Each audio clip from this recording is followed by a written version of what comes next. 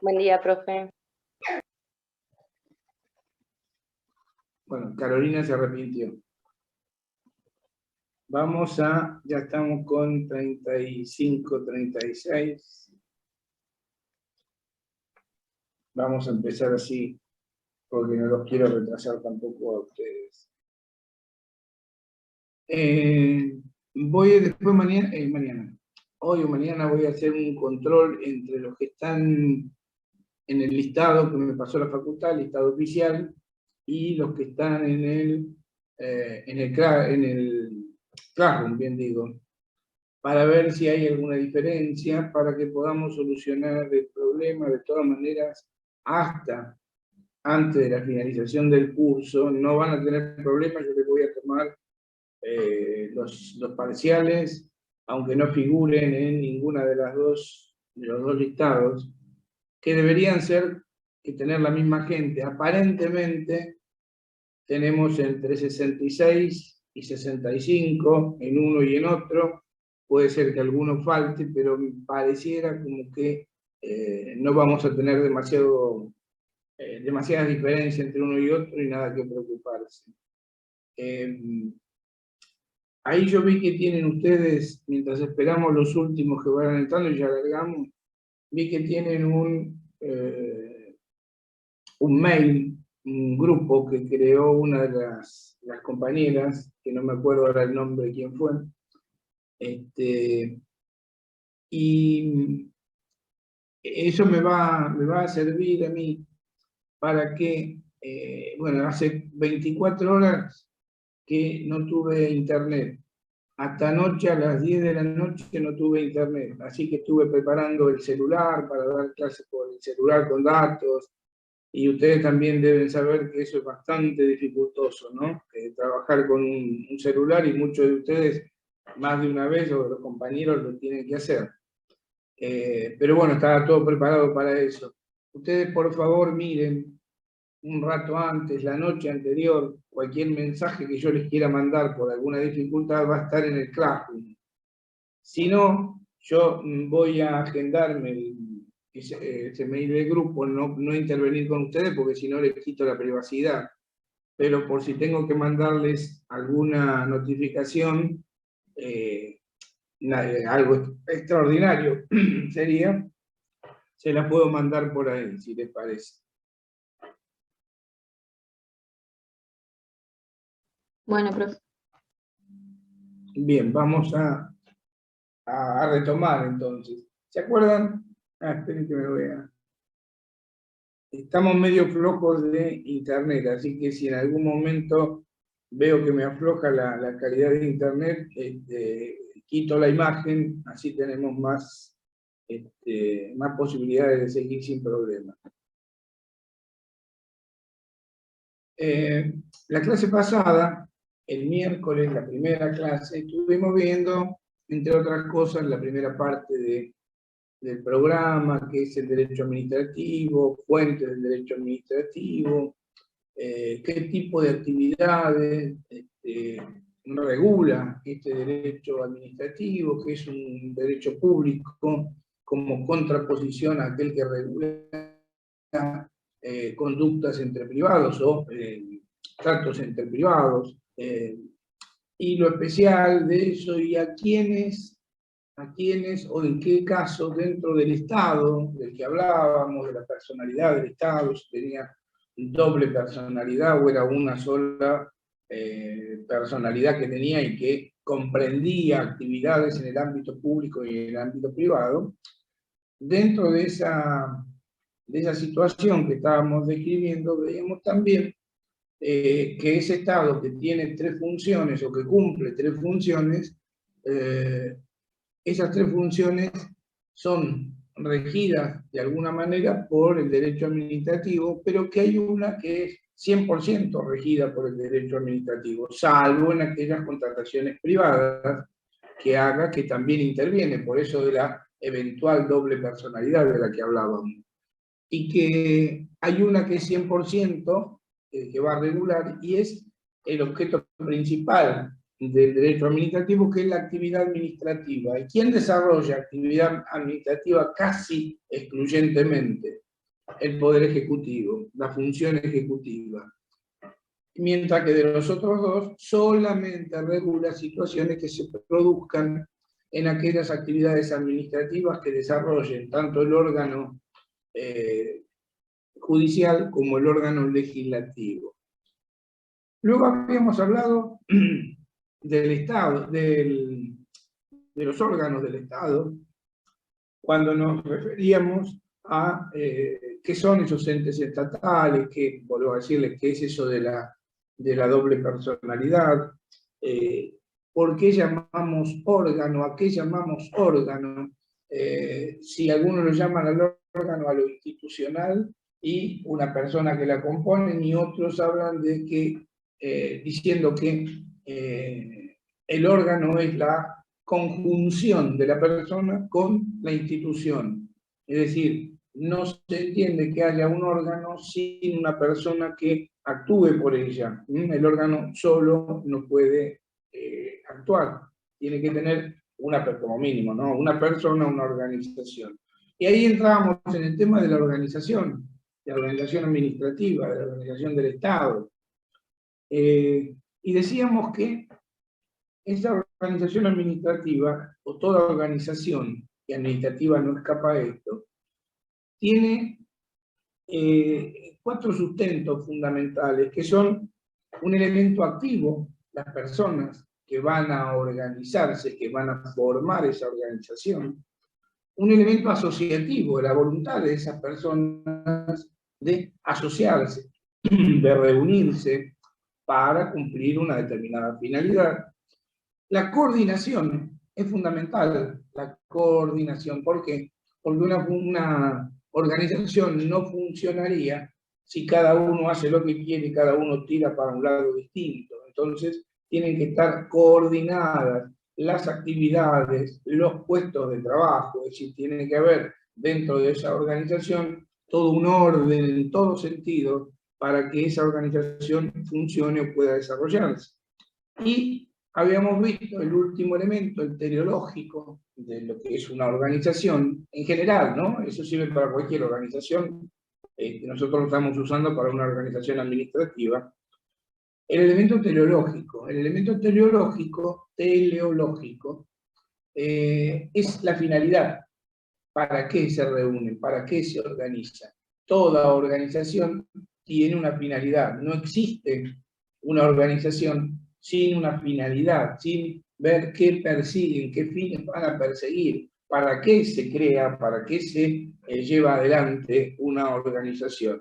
Esto tiene que ver con el carácter asociativo, la voluntad de asociarse para algo, para cumplir con un elemento teleológico, con una finalidad que les haga cumplir esa función, ¿no es cierto?, que quieren, ese objetivo, esa es la palabra que quería decir, ese objetivo que quieren cumplir como organización. Luego decíamos también que los principios fundamentales de una organización, de la organización administrativa en este caso, son la jerarquía, la competencia y 2 temas que vienen unidos y vamos a ver hoy también, que es la centralización y la descentralización. Que no se asusten y no es nada complejo, aunque mirado de los textos aparece como bastante enredado toda la explicación, centralización de una forma, centralización o descentralización de otra, administrativa, legislativa. Nosotros lo vamos a hacer un poco más simple y me quiero quedar con los conceptos que ustedes tengan o que ustedes puedan adquirir sobre esto. Entonces, jerarquía, competencia, centralización, descentralización, ¿sí?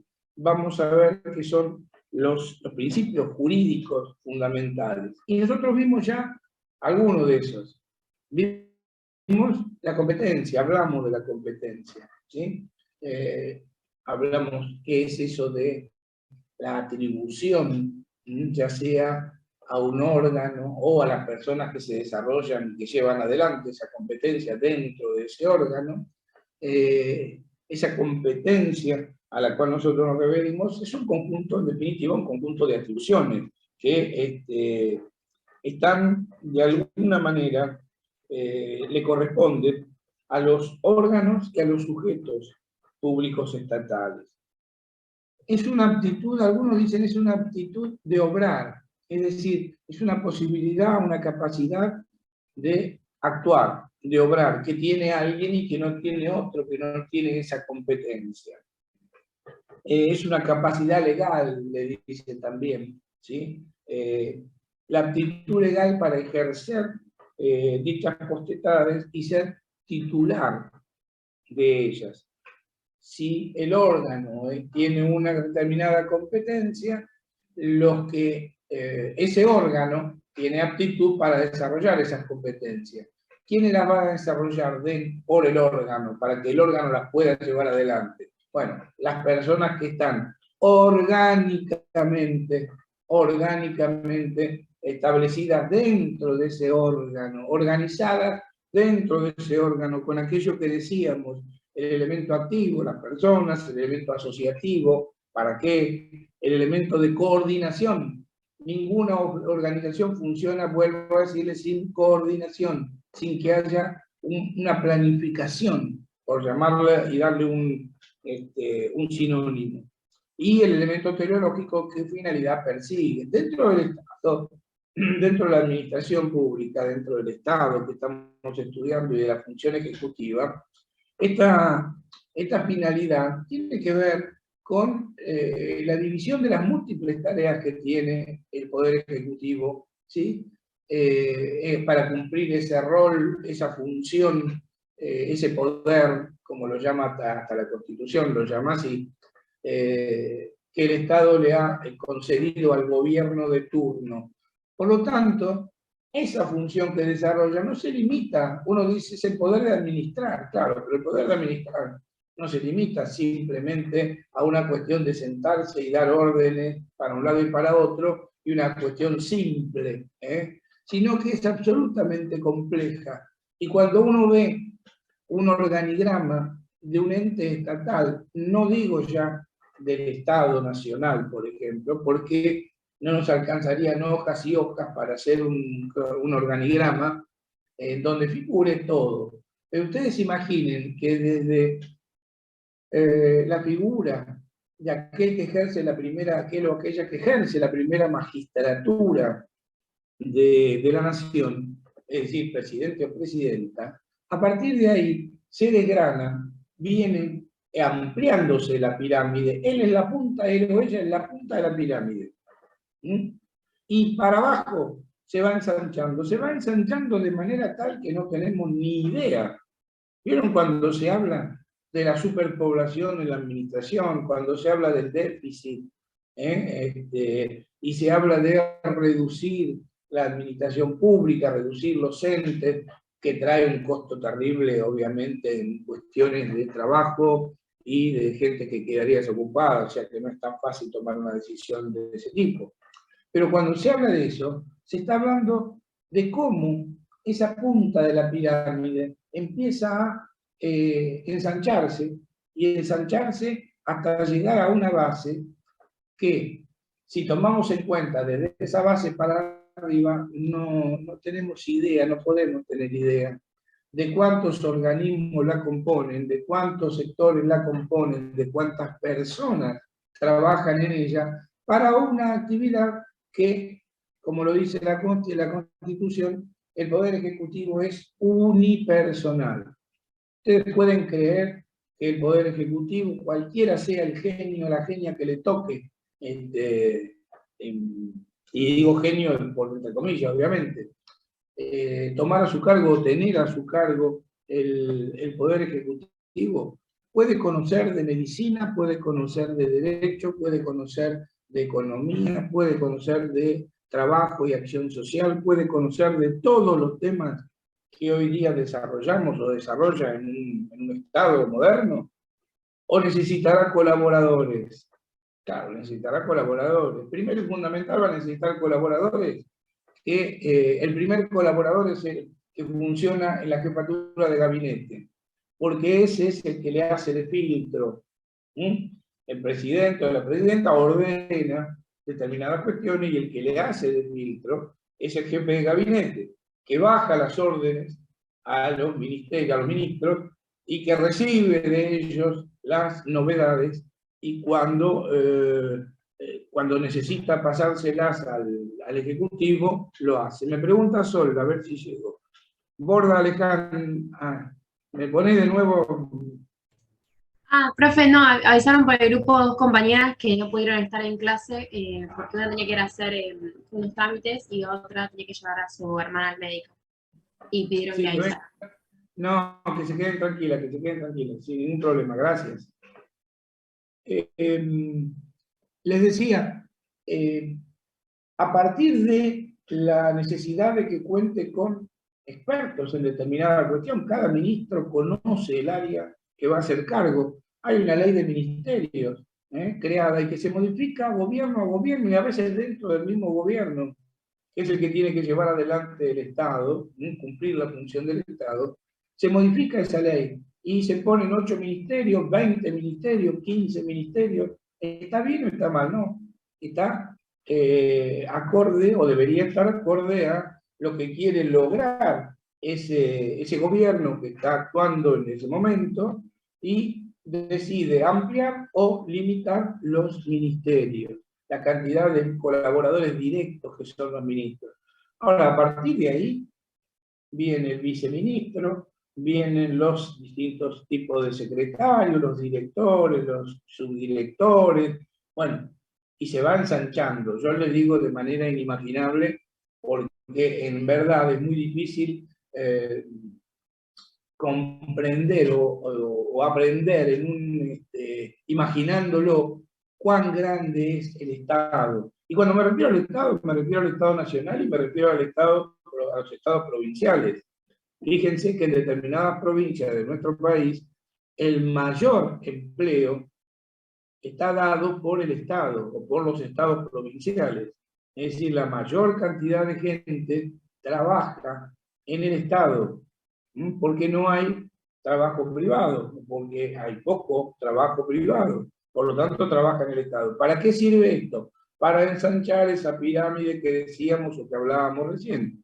Cuanto más organismos se creen, cuanto más gente vayan a esos organismos, mayor va a ser el volumen de ese Estado al que algunos autores llaman el elefante blanco, ¿no? Es un elefante blanco, un elefante raro, un elefante grande, y bueno, ahí empiezan a pegarle, por decirlo de alguna manera, al Estado, que es ineficaz.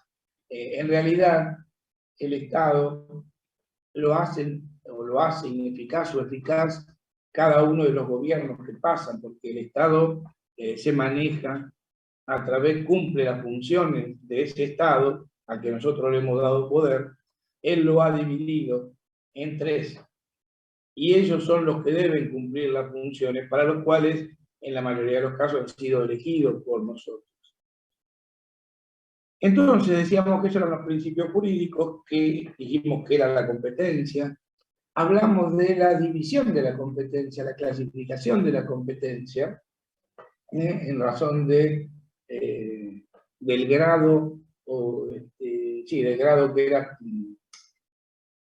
la función jerárquica que cumplía, que uno estaba por sobre otro. Siempre en el Estado va a haber relación jerárquica.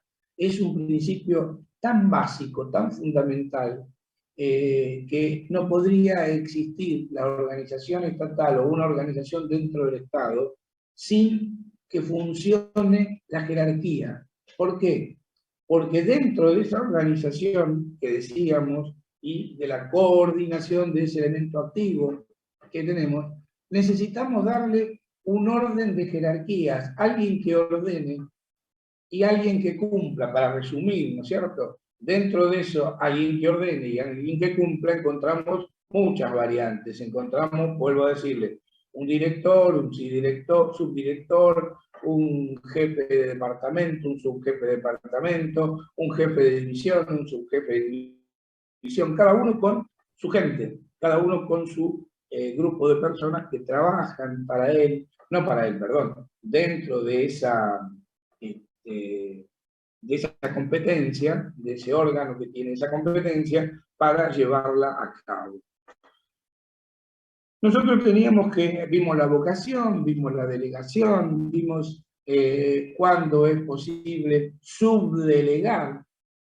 Subdelegar, acuérdense que tiene que haber por un trabajo que hizo la Corte, ¿no es cierto? Una interpretación que hizo la Corte Suprema, cuando hay una ley que la autoriza a la subdelegación, esta subdelegación es posible. En cambio, si no hay esa ley, si en la subdelegación no existe una ley que permita, perdón, en la delegación, que permita la subdelegación, esta no es posible. Y hablamos también, en este recordatorio que hacemos, hablamos también de las responsabilidades.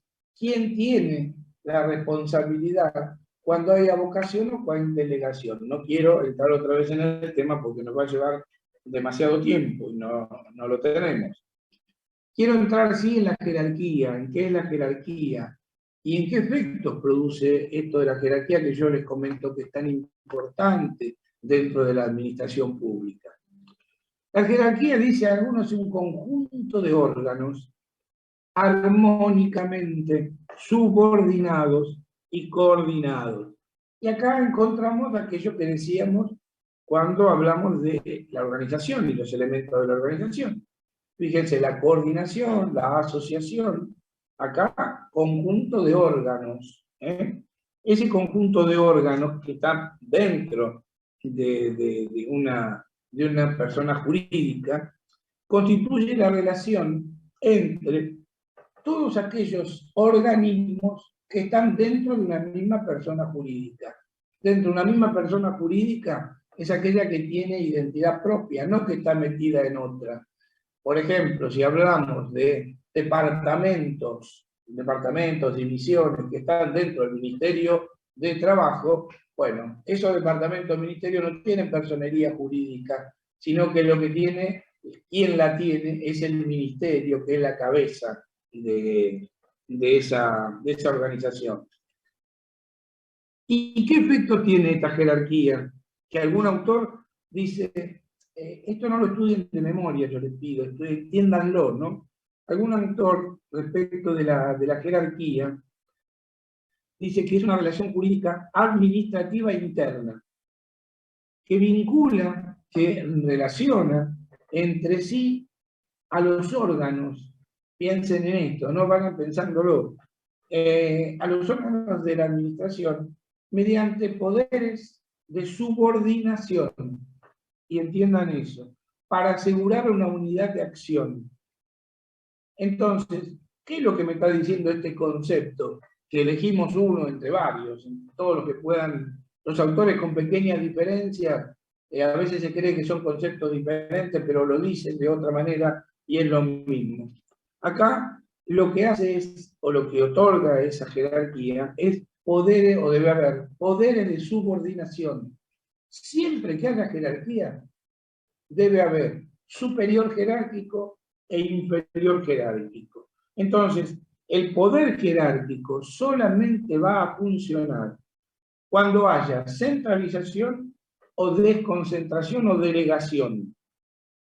Y la relación jerárquica existe en dos casos, o con dos supuestos solamente.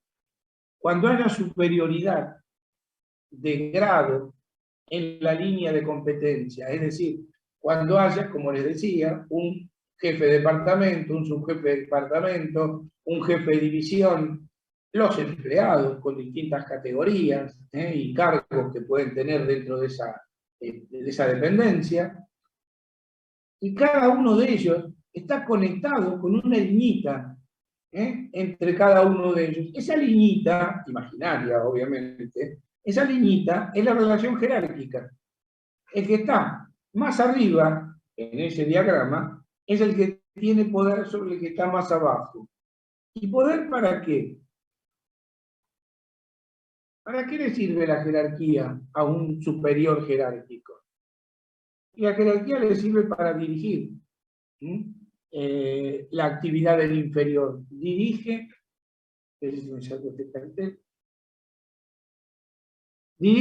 la actividad del inferior. Es decir, ellos son los que dan, el superior jerárquico, son los que dan las órdenes para hacer qué es lo que se hace, cómo se lleva a cabo.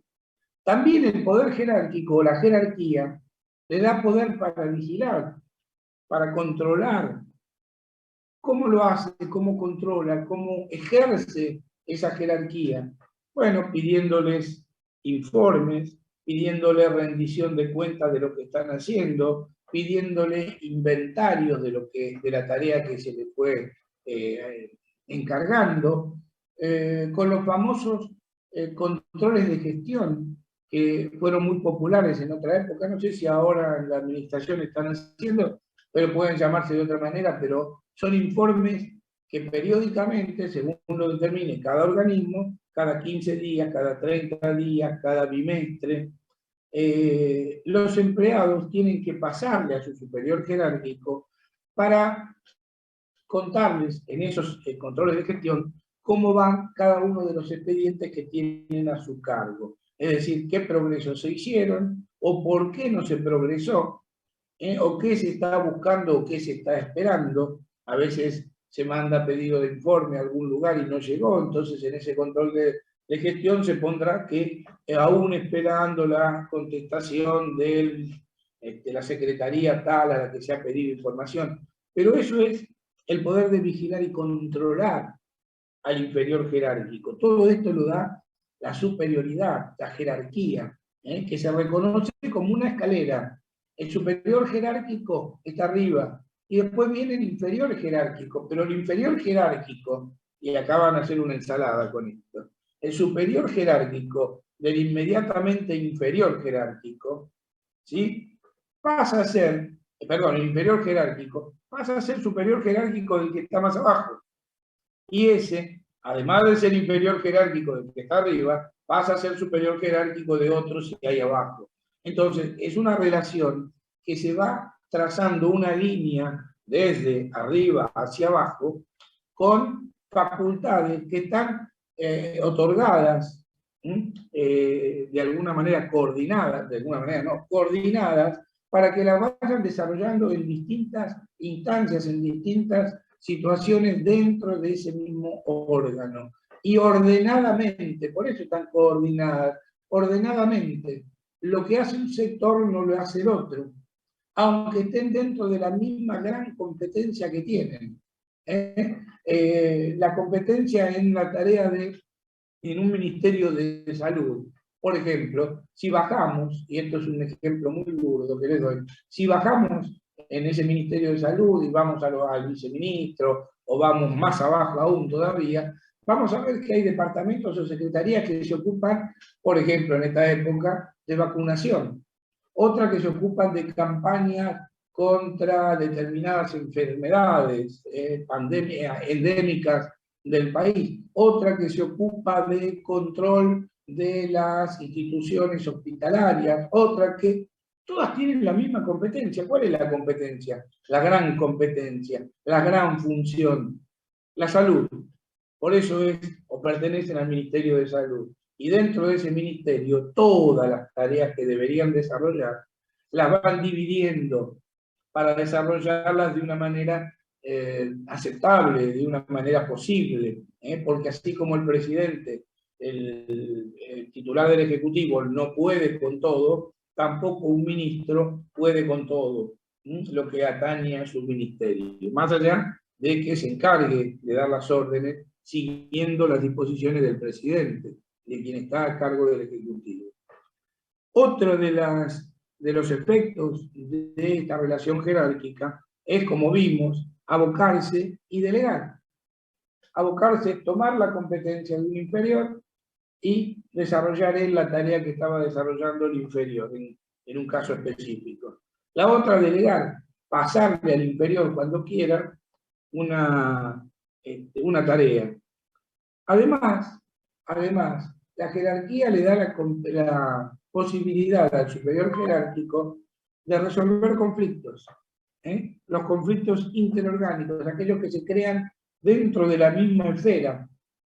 Todas las dependencias, todos los departamentos de un órgano de la administración tienen lo que se llama una asesoría jurídica, un departamento jurídico, como se llame en cada uno de los casos. Y ahí se resuelven los conflictos internos que pueda haber con el personal o con situaciones que tengan que ver con expedientes, con errores cometidos, con situaciones no del todo claras.